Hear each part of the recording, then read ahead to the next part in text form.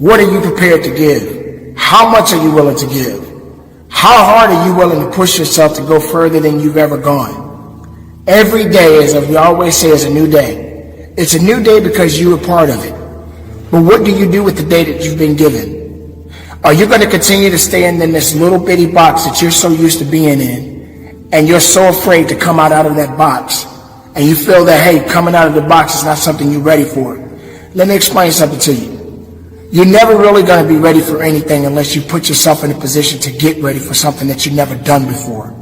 You have to ultimately be prepared to sacrifice the excuses.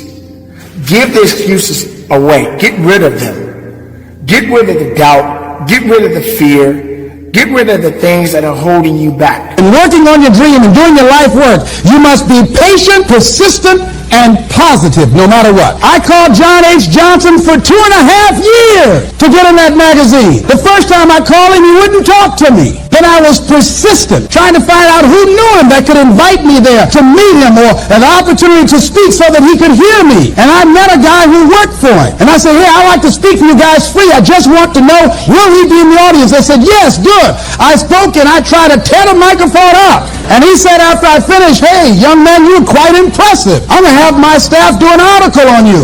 I said, thank you, Mr. Johnson. And I sent him information on the Federal Express. And it didn't happen. Waited for a month and it didn't happen. Waited for 2 months. It didn't happen. I start calling every month. Hello, how are you, man? Speak to Mr. Johnson. I'm sorry, he's not available. Tell him Les Brown calling. I just want to say thank you very much for the article when he puts it in.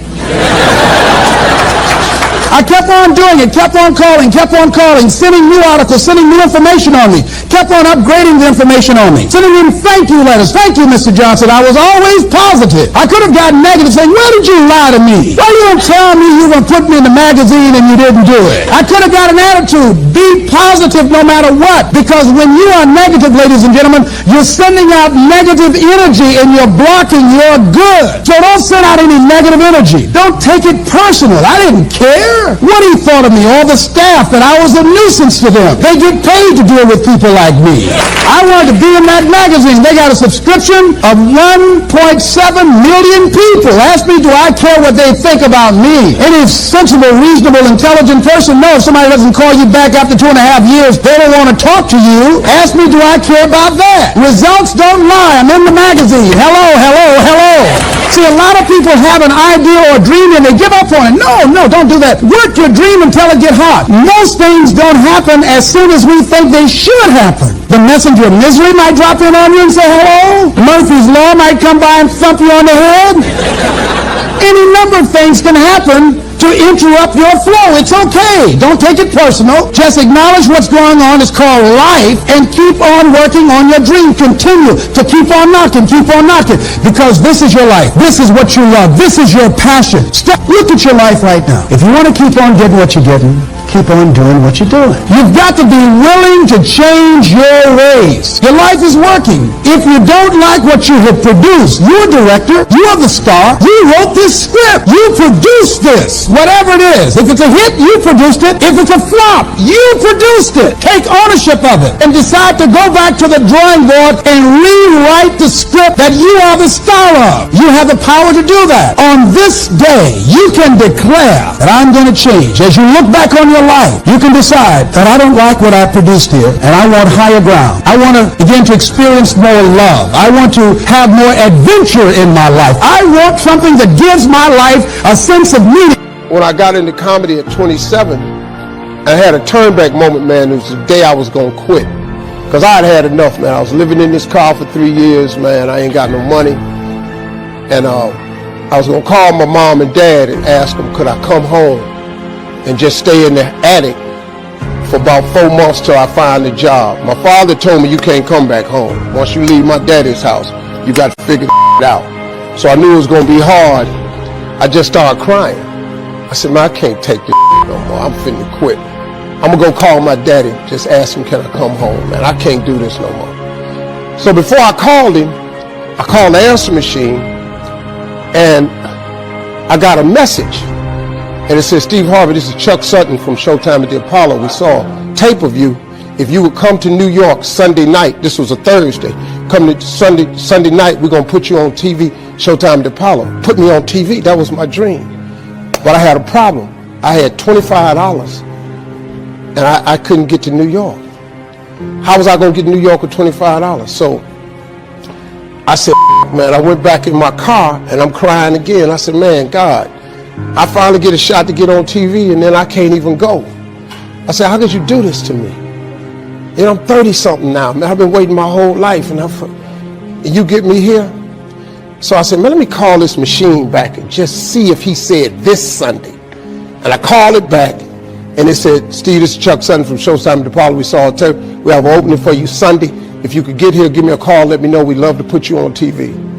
I said, so I got ready to hang up and I heard, boop, you have another message. And I punched in the code and the message said, Steve Harvey, this is Tom Sobel from the Comedy Caravan. I don't know where you are now, but I have a gig available for you in Jacksonville, Florida to pay you $150 Friday night. If you can make the gig, let me know. I'm in Pensacola.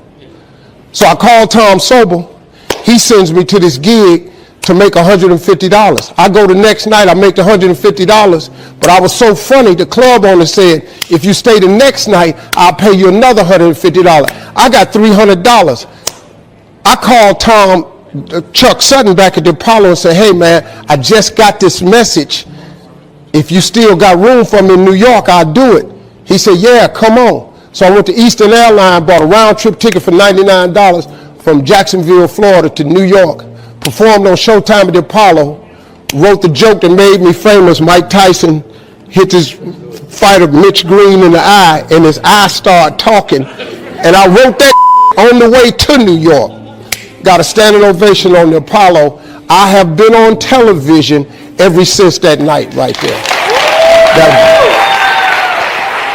But keep in mind, greatness comes a lot more work. That means you got to work even harder for you to excel yourself to the next level and beyond. You can't limit yourself because limitations are only going to set you back. It's not going to help you to move forward. A lot of times people tend to get very comfortable with themselves and they're always celebrating the same victories over and over and over again. But the moment they get uncomfortable or they find themselves in a new environment, they either freeze up or they go back. You got to be the person that wants to go a little bit further in whatever it is that you're doing in your life. Remember, as you live, there is opportunity to be greater. That means opportunities are going to continue to come your way. Now, also keep in mind, it's not going to always be a great day for you. There's going to be some days that you're just going to want to quit and throw in the towel.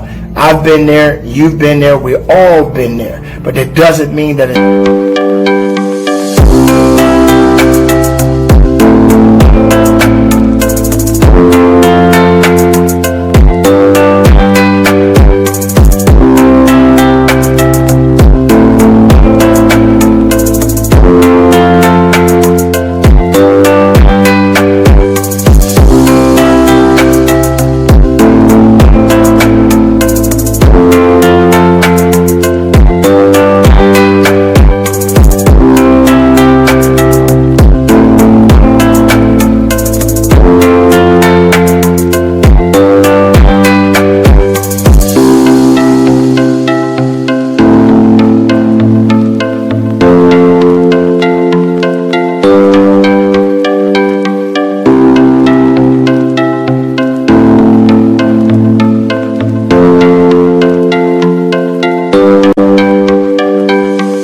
over for you. You have got to continue to work diligently on your craft, on you, on who you are, what you are, and ultimately what you want to be in life. Success does not come easy. Success is not going to wait for you. Even when you get to a point where you feel that you've made it, you haven't made enough. That means there's more work to be done. Each and every day of your life, keep working to be something great, to be something unique, to show up and to show the world that you have much more to show of yourselves and to show to other people in the world. There are a lot of people out here who don't want to work. There are a lot of people out here who don't want to achieve things. There are a lot of people out here that will make every excuse in the book to try to blame their excuses on someone else. Don't be that person. Don't be the person that's holding yourself back. Be the person that's lifting yourself up. Even when other others don't believe in you. Make sure you're believing in yourself. Believe in your purpose. Believe in your possibilities. Believe in everything that exists within you. And don't let anyone take that away from you. I didn't do what I'm doing right now because it was hard. How many of you decided not to do something because it was hard? Raise your hands, please. I want you to write this down. If you do what is easy, your life will be hard. Complain, point at your circumstances, give up your power, blame the government, blame the economy. If you do what is easy, your life will be hard. But if you do what is hard, your life will be easy. It's hard to make a radical change in your behavior.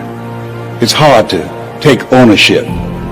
It's hard to swallow the bitter pill that wherever you find yourself, at some point in time, you made an appointment to be there. It's hard. It's hard. If you do what is easy, your life will be hard. If you do what is hard, your life will be easy. I don't know what your goals are. I don't know what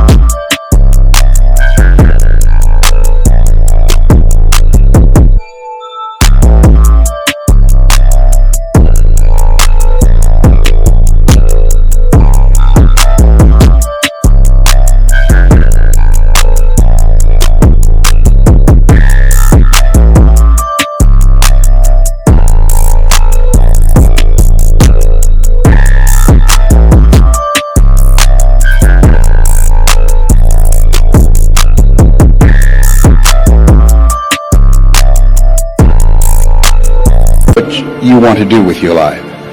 Here's what I know about your being here. That there's something in you that waits and listens to the voice of the genuine in yourself.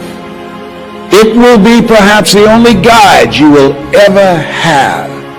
And if you cannot hear it, all of your life, your days will be spent on the ends of strings that somebody else pulls.